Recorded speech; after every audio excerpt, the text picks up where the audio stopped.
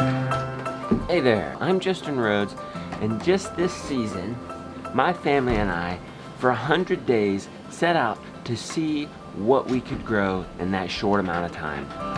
In short, we grew almost 2,000 pounds of food in milk, eggs, chicken meat, and veggies. In this video, I'm gonna show you how we did it, plus many other good things that happened during the 100 days of growing food that you can be inspired by, taught through, learn from us on. Cucumbers are jamming. Pretty soon, we're gonna be training these cucumbers to the outside of this trellis, and we'll see how high they go. Now, there was more good than anything else come from the 100 days of growing food, but there was also bad and ugly. This is the first part in a 3-part series. We're also gonna open up in the next video and talk about the bad things that happen and what we can learn from them. And then in the third video, the ugly, and how we're gonna set about improving those, and how you guys can learn from our experiences, how we can all learn together. You ready for this? You ready for the tour? Right up top, first year we did a keyhole garden bed. This is a garden bed in shape of a keyhole. Theoretically, you walk down the middle, little circle here, and you plant all through there. Just having this pathway can be 20% more efficient than just a straight path raised bed system, and it's worked good. This is our fall crop, but we've had spring and summer crops in here, and it did great. Along the way, flowers, the beautiful one has planted many flowers. We have our chicken garden miracle here. That has worked awesome. We're coming out of the summer. We've planted our fall crops in here. Oh, we have this layer of wood chips that when we're ready to plant, we just rake them to the side and put our transplant in directly into the dirt, pull some wood chips back.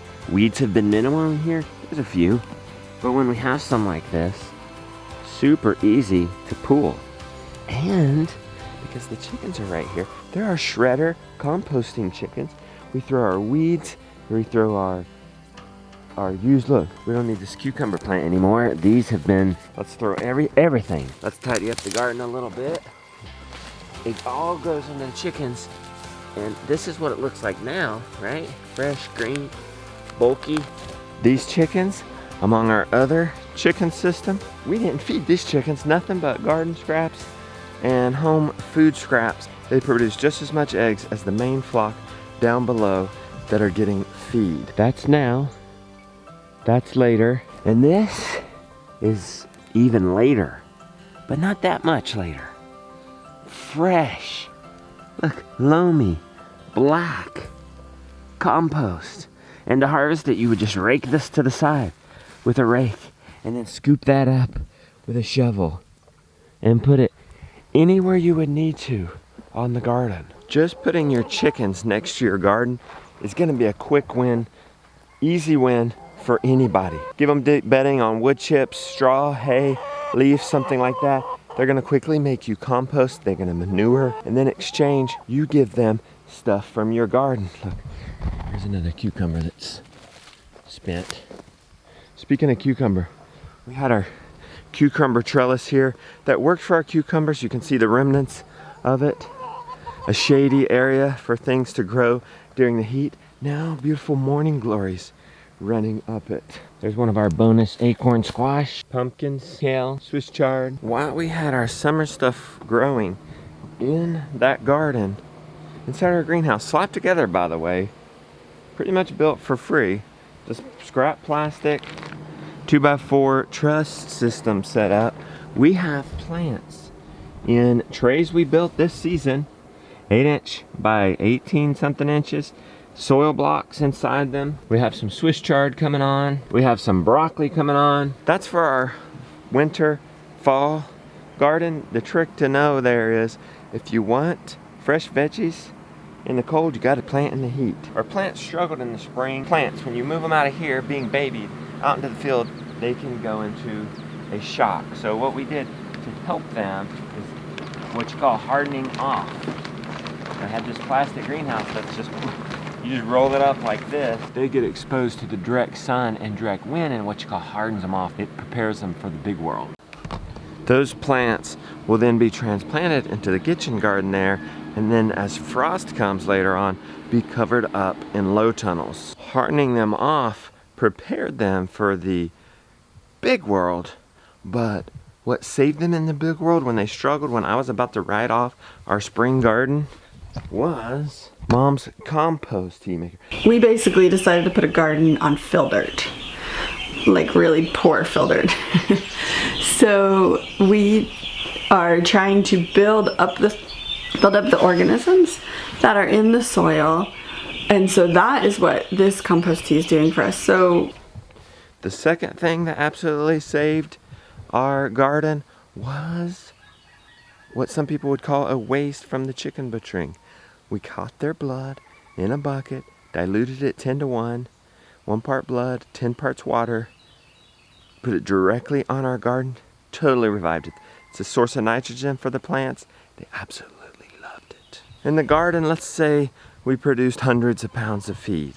Down at our chickens prepping our next garden area. People have problems with sagging fences. We don't have problems anymore. Just a simple change. A diagonal T-post. Semi-permanent, can totally remove it if you need to. Tied to the corner of this fence. Look at that. No sag. Plus, we've had these Premier One support posts in the middle, between posts, because this fence is going to be here a little bit.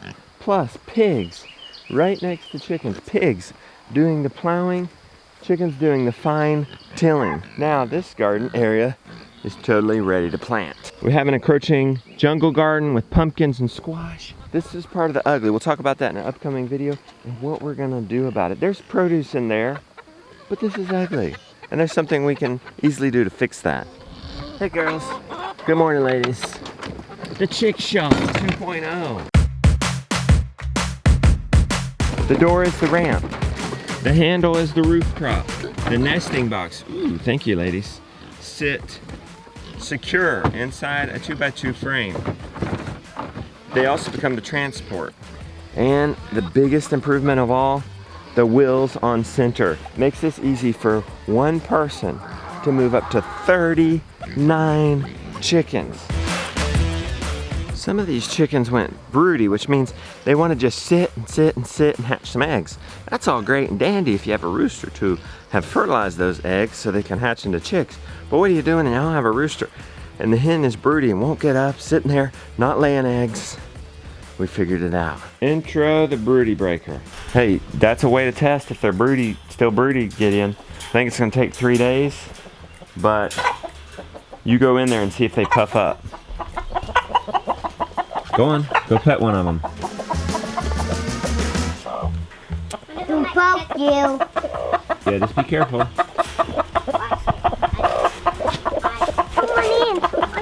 See how she puffs up? She's still broody. Not so much, look. Not so much. That one is broody. Attacking me, that one's running.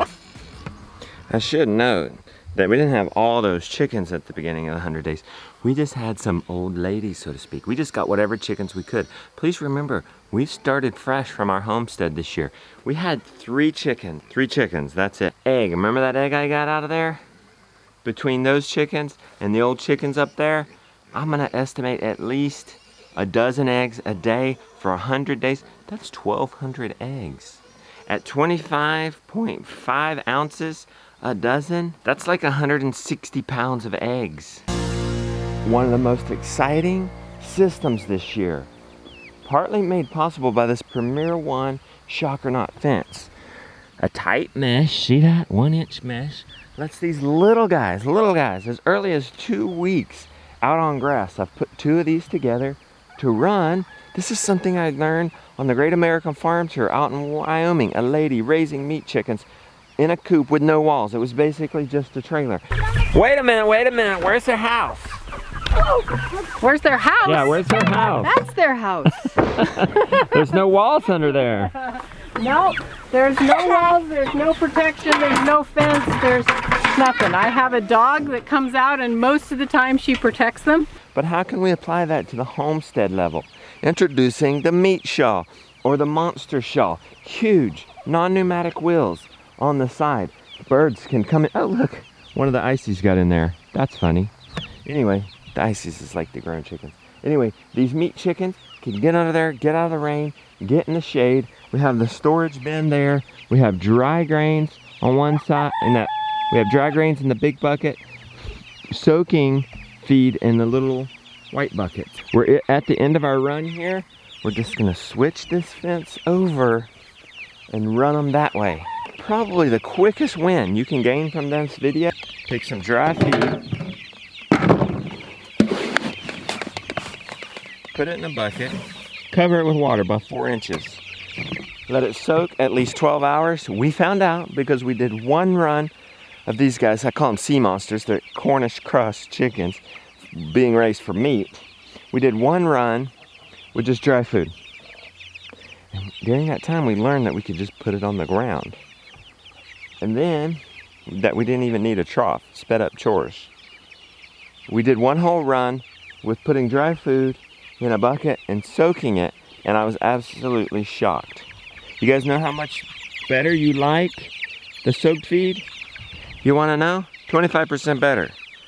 So in other words, they're going to gain the same amount of weight on 25% of the less feed if you just soak it.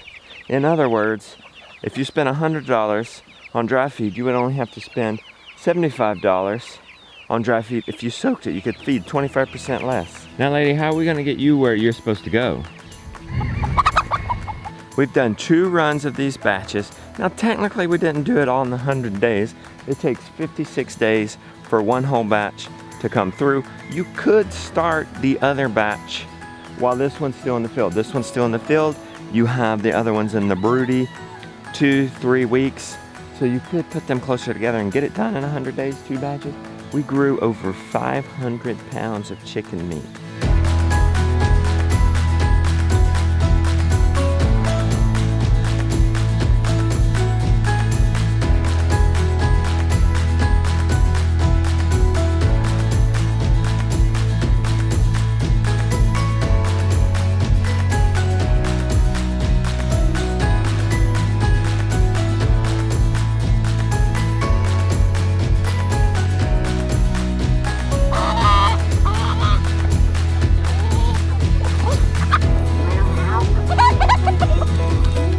We have some chickens getting out, and I think it's because, what do you think it is, Josiah?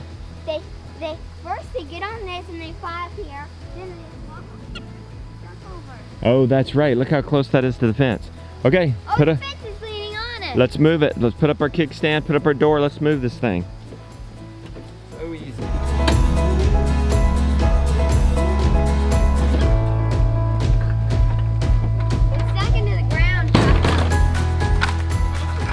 That's the chick-shell mini-me. Didn't happen during the 100 days, but it was part of the ugly part of the 100 days. What these chickens used to be in. Go ahead, go let them out. Put your feet down, let them out. Now that's a beautiful sight. Hay, old hay to rebuild this low soil. The Icelandic chickens to manure and rebuild this soil. We're gonna show you in Friday's video the ugly that these guys came out of. Now let's talk cows. We've had cows out in this pasture. One thing that Dennis at Full Circle Farm taught us is that if you have cows in an area and then you move them out, mow behind them. And you mow down weeds and some of them come back. Look, some of them come back. But this is mostly grass, isn't it? Let me show you an area I wasn't able to mow behind the cows just for time restraints or the mower was broke down. I guess this is kind of the ugly. This is kind of like good. It's kind of like good over here, right? See that wonderfully mowed, beautiful grass coming back up to ugly. Not mowed. It's not even half edible, guys. And this is 95% edible. Good. Ugly. Good. Ugly. I've noticed some of these areas I've mowed now twice. Less weeds come back every time. So eventually, I don't even think I'm gonna have to mow. Somebody asked in comments when we produced the results of these chickens, you know, you can get 75 chickens, get over 250 pounds of meat in your freezer. That's amazing. And somebody said, oh, well, is that the best, most efficient way to get protein? And I thought, well, no, you know, rabbits probably beat them because you can feed rabbits on grass and they grow faster. And then I did the numbers. You know, we got 100 and, what was it, 60 pounds of eggs, 500 pounds of meat. But the cow with a gallon a day, if you have 2 acres for one cow, a gallon a day for 100 days, that's over 700 pounds of milk. Just milk, not counting the calf she gives, not counting the 40 pounds of manure she gives. That's just milk. An amazing protein source. Wow, very healthy scoop of. We gotta watch that egg there. Put it there. Not the greatest place to store the egg. Don't put it in your apron though. Okay, big old scoop of alfalfa. 1 ladle full of apple cider vinegar. That's just overall health boost, right, Beauty? Yeah, and I think it does have some good probiotic action in Oh, what's this? it. Top dressing. Selenium. Because we know We're in a selenium deficient you can't talk when bear's mowing. I've put too much. Say that again. Because we're in a selenium deficient area. And copper. Well, we don't. We believe that she's copper deficient from her symptoms and from the mineral wheel. Hey there. And what she was high and low in when we had her blood tested. We had a blood test, and she's mineral deficient. Get off of me. Don't turn your back too long to a male cow. What's this? So this is something that I knew about from a long time ago, and our other cow, Willow, would never eat it. But I thought we'd give it a go with Violet, and it's called RC Gold 4X. What does it do? And it's a source of vitamins, live yeast, naturally occurring microorganisms, enzymatic activity for ruminant animals. Cool. I went to IKEA yesterday, and they had these stainless steel measuring cups and measuring spoons. And you know, I just get really sick of my nice ones getting put down here. Bear! Want a nice selfie together, Bear? Next time, let me get my arm around you, buddy. We'll get a shot together. I have to say that last bit again. We were so rudely interrupted. Yeah. So I'm sick and tired of my really nice tablespoons and measuring spoons. My measuring cups and measuring spoons getting put down here. You're just sprinkling that on there. Yep. Okay. Look, Mom, she loves it. One thing Violet doesn't have is a heavy worm load. Parasite. Low load is normal, but to maintain that, we're using Shackley Classic H. We learned this from Joel Salatin himself. 1 cup of the soap to 100 gallons of water. That's one of these troughs filled all the way up. Here you go, lady. Thank you for the milk. Another strong gallon. You're consistent. Huge win of 100 days of growing food. A mineral sled. Holds up to 18 minerals. They absolutely love this. K's taking a beating. P. Whoa, they totally cleared that out. C for calcium. This one's completely gone. A, what's A? Iodine, GRP, it's gone. And what's BVC's gone? You guys are needing it. We had Violet tested, and she was mineral deficient. So we're gonna talk more about that in another video, but look, they're eating this stuff. They needed this stuff. And this thing is easy to move. Jonah, can you show them how you can move that? Sure. Set that to the side and just move it a little bit. Just move it up 2 feet. Keep it in the middle though. Yes! And no, Stud Muffin, our big bull, doesn't flip it. I guess he finds trees to rub his head on. So far, so good. The mineral shawl, y'all. That's 100 gallons to 1 cup of soap. They're gonna have bubble mustaches. Well, that's the most of the good, I believe. Stay tuned this week for the bad and the ugly. It's gonna be neat. I got a little something for you guys. A free gift if you share this video. I don't need an email or anything like that. I'll leave a link down in the description.